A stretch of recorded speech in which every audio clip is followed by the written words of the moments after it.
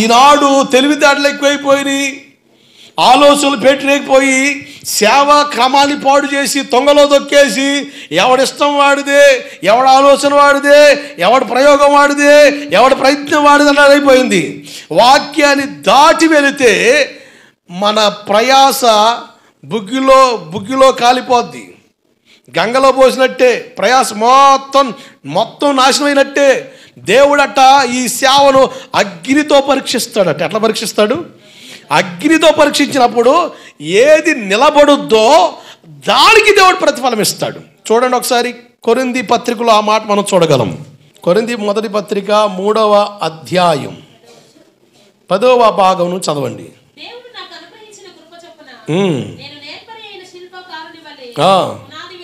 పునాది వేశాను,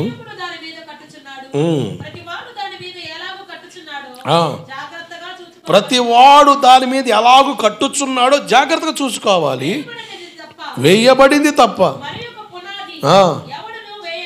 వేయబడింది తప్ప యేసు నామ ప్రకటన తప్ప మరొక ఆత్మ, మరొక యేసు, మరొక సువార్త విభాగంలోకి రాకూడదు.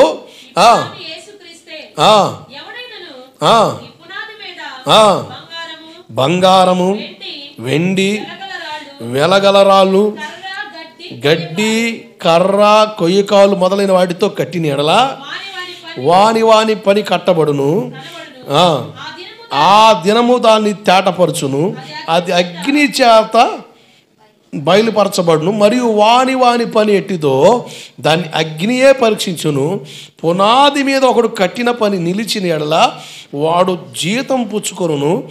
ఒకని పని కాల్చివేయబడిన ఎడల వానికి నష్టం కలుగును.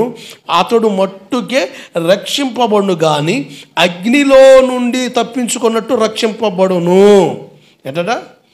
ఇప్పుడు నా ప్రయాస మొత్తం వేస్ట్ అయిందనుకోండి, నా మట్టుకు నేనే సేఫ్ జోన్లోకి వస్తా, నాకు జీతం ఉండదు.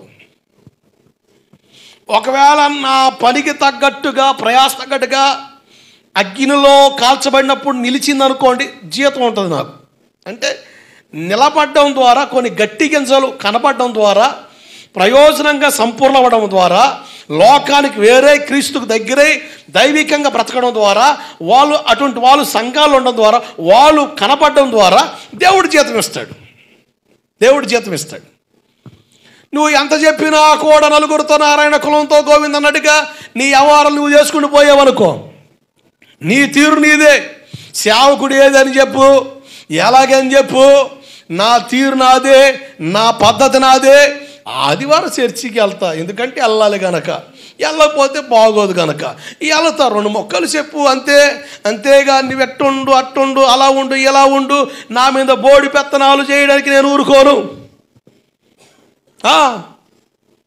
అడగేస్తే నేను చర్చికి రాను. సరే, అట్టకే తగలబడతావు, ఏడబడతావు నరకానికి. ఎలా ఉంటుంది పని? మెటీరియల్ ఏదట అక్కడ అంటే మెటీరియల్ వెండి, బంగారము, వెలగల రాళ్ళు, కర్ర పొడుగ్గా ఉంటుంది, గడ్డి పెద్దగా ఉంటుంది, కొయ్యకాలు అడ్డదిడ్డలుగా ఉంటుంది.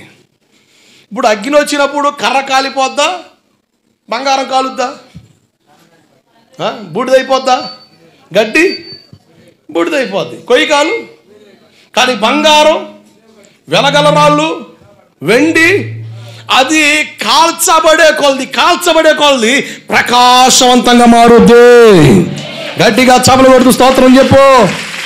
హల్లెలూయా. ఇప్పుడు గడ్డి అనుకోండి, గడ్డి వాము పెద్ద కనబడుద్ది, కర్ర పొడుగ్గా కనబడుద్ది, కొయ్యకాలు అడ్డదిడ్డలు కనబడుద్ది. అబ్బో, మామూలు లేదు సేవ. అసలు శాఖోపశాఖలు విస్తరణలోకి వచ్చేస్తుంది. అసలు మామూలు లేదు, ఎగబాగుతుంది, అసలు మామూలు లేదు. కానీ అసలైన సేవ ఎక్కడ ప్రత్యక్షమవుతాయంటే అగ్ని చేత కాల్చబడినప్పుడు. ఇప్పుడు ఏముండదు, నా బాధ అది. బంగారం, వెండి, వెలగలరాలు చిన్నదే, సేవ చిన్నదే, పరిచర్య చిన్నదే, బలమైన సంఘాలు కనబడే పరిధిలే. కానీ బంగారం వెండి వెలగల రాళ్ళుగా మీరు అమర్చబడితే అగ్నిలో కాల్చబడ్డప్పుడు మీరు ప్రకాశించబడతారు. దేవుడు మీకు నిత్యత్వాన్ని ఇస్తాడు, నాకు జీతాన్ని ఇస్తాడు. మనందరం కలిసి దేవుని ఆరాధిస్తాం. దేవుడికి మహిమ కలుగునుగాక. హల్లెలూయా. ఇప్పుడు విశ్వాసులు ఎట్ట తయారయ్యారంటే జనం ఏడుంటే ఆడ దూరాలి. జనం ఏడుంటే నేను ఎవరు విమర్శించట్లే, నేను సేవకుణ్ణి, నాకు ఆశ ఉంటుంది సంఘం అధికంగా రావాలని. కానీ అంతకంటే ఆశ ఏంటంటే వచ్చిన వాళ్ళు కాస్త న్యాయబద్ధం బతికితే బాగుంటుందని ఆశ. అసలు అటువంటి వాళ్ళు కనబడినప్పుడు ఎట్లుండదంటే అసలు ఎవరు రాబోని పర్వాలేదు రా నాయన, ఉన్నోళ్ళు బాగుపడితే సాల్వ్ అని మ్యాటర్ వచ్చింది. దేవుడికి స్తోత్రం కలుగునుగా. ఇక ఈ లెక్కల్లో కూర్చున్నా. కొత్త వాళ్ళ సంగతి దేవుడిరుగా, ఉన్నోళ్ళు దిద్దుకోవాలిగా. మిమ్మల్ని దిద్దలేనోడిని మిగతా వాళ్ళు నేనేం చేసుకోవాలండి చెప్పుకోవడం తప్ప. అమ్మా బడాయి బచ్చ కూళ్ళకి సత్య అన్నట్టుగా నా సంఘం 1000 మంది, నా సంఘం 2000 మంది అని చెప్పుకోవడం తప్ప దేనికి ఉపయోగపడతాం? అమ్మా కానీ ఏ చర్చి చూసినా కూడా హౌస్ఫుల్లే, ఏ కూటం చూసినా జనాలతో కిటకిటలాడమే. రాజకీయ నాయకులు అయితే బెత్తరపోతారు. వారు నాయన మాకు డబ్బులు ఇచ్చినారు హర్ర నాయన ఎట్టొస్తున్నారు అయ్యా వస్తారు. సంతోషం. దేవుడు అంటే ఆశ ఉంది, వెర్రుంది. కానీ దేవుని కొరకు బ్రతకాలన్న ఆలోచన ఉండాలిగా. దేవుని కొరకు బ్రతకాలన్న ఆలోచన ఉండాలి కదండి. కానీ విచిత్రం, యేసుప్రభు అంటాడు మీరు అరణ్యంలోకి వెళ్ళింది దేని చూడండి, రెల్లుని చూడడానికి వెళ్ళారా? దేనికి వెళ్ళారు మీరు? మీటింగ్ దేనికోసం వెళ్ళారు? జనం ఎంతమంది వచ్చారు, ఎంతమంది భోజనాలు పెడుతున్నారు, ఎన్ని ఎకరాల్లో కూటం జరుగుతుంది, ఎంతమంది గ్యాదర్ అవుతున్నారు, పాస్టర్ గారు ఎట్ట మాట్లాడుతున్నాడు, అసలు ఏం జరుగుతుంది, ఇది చూడడానికా? యేసుప్రభు అంటాడు మీరు అరణ్యంలోకి వెళ్ళింది దేనికి? రెల్లుని చూడడానికా? ఎందుకో తెలుసా? వాళ్ళు మార్పు లేని కారణం బట్టి, వాళ్ళు మారు మనసు లేని కారణం బట్టి. అసలు ఎందుకు వెళ్ళారు అబ్బాయి? అరణ్యంలో కేకన పడితే పోయారు, బాగానే ఉంది. ఏం చూసి వచ్చారు మీరు? రెల్లును చూసి వచ్చారా? ఇప్పుడున్న పరిస్థితులు అట్టగే ఉన్నాయి. మందిరానికి ఎందుకు వస్తున్నావు నువ్వు? దేవుని దగ్గరికి ఎందుకు వస్తున్నావు నువ్వు? ఏం చూసి పోవడానికి వచ్చావు? ఉపయోగం లేని భక్తి కట్టిపెట్టు. 2024 సంవత్సరం 25లోకి వచ్చేస్తున్నావు. ఊరు పోమంటుంది, కాడు రమ్మంటే పరిస్థితికి వచ్చేస్తున్నావు. రోజుల మీద పడుతున్నాయి, వయసు మీద పడుతుంది. ఎన్నో సంవత్సరాలుగా దేవుని వాక్యాన్ని కూర్చోబెట్టి దేవుడు నీకు నేర్పిస్తున్నాడు. ఇంకా ఎంతకాలం దేవుని వాక్యాన్ని లోపడవు? ఇంకా ఎంతకాలం దేవుని వాక్యాన్ని గ్రహించుకొని బ్రతుకుతావు? కట్టబడతావా? దిద్దబడతావా? అప్పగించుకోగలుగుతావా? సరిచేయబడగలుగుతావా? నేనంట నిత్య రాజ్య వారసుడిగా మారుతావు. గట్టిగా చప్పలు కొడుతూ స్తోత్రం చెప్పు. హల్లెలూయా, హల్లెలూయా. చాలా దారుణం, చాలా దారుణం. జాగ్రత్త. దేవుడు మనకిచ్చిన ఆధిక్యత మనం వాడుకోవడం ఆశీర్వాదం. విన్నారు కదా? అసలు అగ్ని చేత కాలిపోయింది అనుకోండి ఈ పరిచర్య, నా మట్టుకు రక్షింపబడతా, నాకు జీతం ఉండదు, బాధ ఉంటుంది. ఇప్పుడు 10 వేసారు, అక్టోబర్ నెల చివరి దాకా వానలు పడ్డాయి. ఒక్కొక్కడు అంటాడు ఖర్చులకే రాలేదు పాస్టర్ గారు అంటాడు. హ్యాపీయా? సంతోషమా? ఆనందమా? ఒకడైతే ఏకంగా మొత్తం దున్నిపాడేసానండి, ఉపయోగం లేదు, మొత్తం పురుగు తినేసింది పంట. ఏదో ఏంది గులాబ్ జామ్ పురుగా, గులాబ్ జామ్ పురుగు అంటండి, జామ్ జామ్ చేసేసింది నా వ్యవసాయాన్ని. అందుకని మొత్తం దున్నిపడేసాను. సంతోషమా? ఆనందమా? నీకు డబ్బులు ఇచ్చినోడు, పెట్టుబడి ఇచ్చినోడు వస్తాడు, ఏయ్ బండి పొలం కడపోదాం దా, చూడు ఏమైందో, నాకు అవసరం లేదు, నాది నాకు కట్టు, నువ్వు ఏదని చేసుకో, నాకు అవసరం లేదు. పొలం ఇచ్చా పండించుకుంటావో లేకపోతే ఎండ పెడతావు, నాకెందుకయ్యా, నేను చెప్పాగా అంటాడా? సర్లే బాబా అట్టయిందా, ఇగో ఈ 2000 తీసుకో, అనే జాలి గల్లోడు వాడు దోసుకోవడం మొదలు పెడతాం. మనం సామాన్యంగా ఆడు నాకేస్తాం, ఆడు మన దెబ్బ గెంటిపోవడమే. ఎంత దారుణం అంటే బాధ ఉంటుందా ఉండదా? మరి నాకు ఉండదా? పాస్టర్ గారు ఏంది పద్దాకులు వచ్చి సరిగి వినకపోతే అట్ట మనేది మొక్కలు ఉంటాయి. మనేది మొక్కలు అంటే ఎట్లుంటాయి?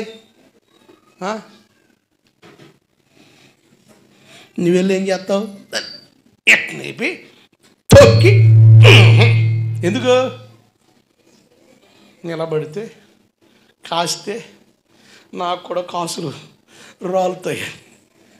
మరి నీ ప్రయత్నం ఎంత, నా ప్రయత్నం కూడా అదేగా. ఎన్ని మనేది మొక్కలండి, వారం వారం వారం వారం లేపడి ఈ మనేది మొక్కల్ని. మనేదంటే మా ఏరియాలో వాటి భాష ఏంటంటే దిగులు, చింత. ఎందుకు అంత మనేది కొన్నావు అంటారు మా ఏరియాలో. అంటే మనేదంటే ఉసూరు మొఖాలు వేసుకుని కూర్చుంటాం. ఉసూరు మొఖాలు, ఓసారి ఉండదు మొఖాలకి.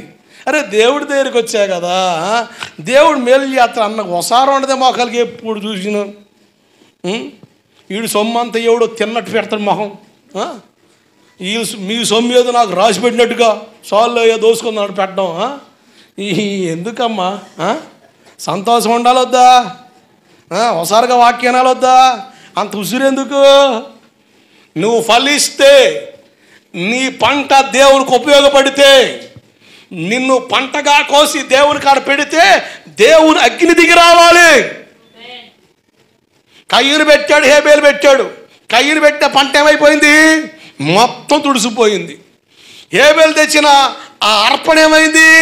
అంగీకార యోగ్యమైంది, అంగీకరించబడింది. అట్లా నువ్వు పంటగా కోసి దేవుని కాడ పెడితే అది అంగీకార యోగ్యంగా మారితే, నువ్వు పంటగా కోసి దేవుని కాడ పెడితే దేవుడు అంగీకరిస్తే నీ జీవితం సార్థకంగా మారుతుంది, నా ప్రయాస సార్థకంగా మారుతుంది. అది వన్ సైడ్ ఉపయోగమా, రెండు సైడ్ ఉపయోగమా? అమ్మని నేను వాక్యం వింటే మాస్టర్ గారు బాగుపడతాడంట, నేను వాక్యం వింటే ఆయనకి డబ్బులు వస్తాయంట. ఇది ఎక్కడ న్యాయం? అట్టయితే నేను అనుకో ఇంటే నీకు కూడా లాభమే, నీకు కూడా ప్రయోజనమే, నీకు కూడా ఆశీర్వాదమే, నీకు కూడా తెలియదే, నీకు కూడా ఉపయోగం ఏం తెలుసా? నువ్వు నిలబడ్డం ద్వారా, నువ్వు అగ్గిలో కాల్చబడ్డ నిలబడ్డం ద్వారా నిత్య రాజ్యం దేవుడికి ఇస్తాడు. దాని కొరకే ఎదురు, దాని కొరకే ప్రయాస, దాని కొరకే ఆక్రందన.